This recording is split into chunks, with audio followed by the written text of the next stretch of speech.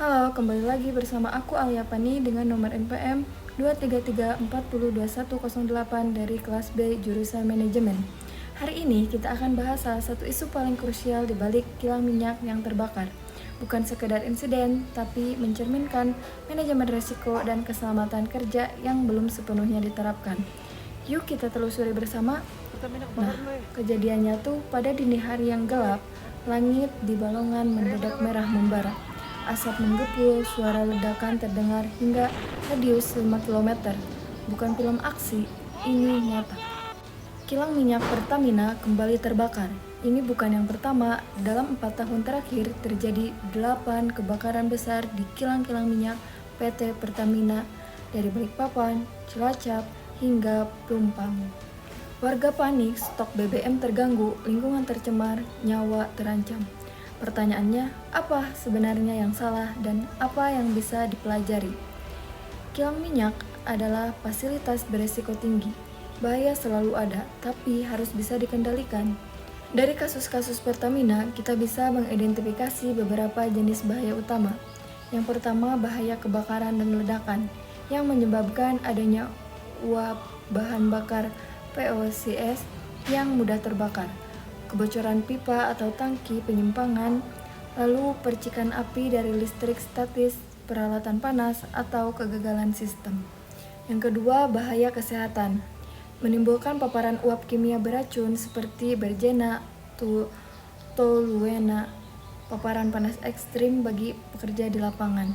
Nah, yang ketiga ada bahaya lingkungan, tumpahan minyak yang mencemari air, tanah, dan sungai, asap dan partikel berbahaya ke udara. Lalu yang keempat ada bahaya sosial dan psikologis, evakuasi warga sekitar, dan trauma pada masyarakat akibat insiden yang berulang. Di dunia HSE, kita mengenal konsep hierarki pengendalian bahaya. Salah satu kesalahan dan insiden-insiden ini adalah dominasi pengendalian di level bawah atau APD. Bukan dari sumbernya, mari kita telusuri tata cara pengendalian untuk kilang minyak. Yang pertama ada eliminasi atau peniadaan bahaya. Mustahil untuk sepenuhnya menghilangkan bahaya di kilang minyak. Tapi area rawan harus dipisahkan dari area publik seperti kasus Pelumpang. Hindari membangun fasilitas vital di tengah pemukiman. Yang kedua ada substitusi, pergantian material lebih aman, yaitu mengganti bahan pembersih atau pelarut dengan versi yang lebih stabil dan kurang mudah menguap. Yang ketiga ada rekayasa teknik, gas detektor otomatis, fire suppression system, dan pressure relief valve. Sistem pemantauan tekanan pipa 24 jam sama bangun prewell antara tangki penyimpanan. Yang keempat ada pengendalian administrasi, jadwal pemeliharaan rutin, prosedur izin kerja panas, serta simulasi evakuasi dan pelatihan kebakaran berkala.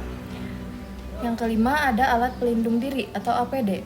Nah, ini tuh helm tahan panas, pelindung wajah, pakaian antistatis, dan respirator. Tapi ingat, APD adalah pertahanan terakhir, bukan yang utama. Industri migas punya regulasi ketat. Pertamina sebagai BUMN besar wajib menerapkan standar-standar HSE berikut ini. Yang pertama, ada SMK 3 atau Sistem Manajemen K3 sesuai Peraturan Perundang-undangan Nomor 50 Tahun 2012. Mengatur struktur tanggung jawab HSE, audit internal dan eksternal berkala, tindakan korektif atas temuan bahaya. Yang kedua ada ISO 45001 2018. Sistem manajemen keselamatan kerja berbasis risiko menuntut peran aktif pemimpin perusahaan dalam mencegah kecelakaan. Yang ketiga, standar API dan OSHA khusus industri migas termasuk desain pipa, pengujian tekanan, ventilasi, dan ruangan terbatas.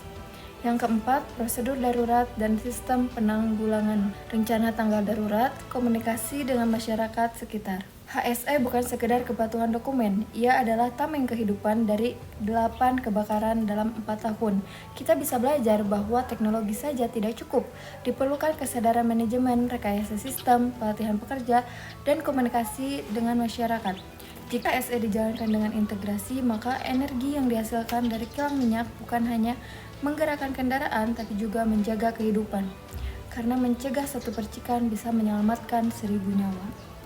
Itu tadi pembahasan kita tentang bahaya laten di kilang minyak dan pentingnya penerapan HSE yang menyeluruh. Semoga kita semua bisa lebih peka bahwa keselamatan kerja bukan sekedar formalitas, tapi soal nyawa. Sekian, terima kasih atas perhatiannya. Saya Alia Pani, pamit undur diri.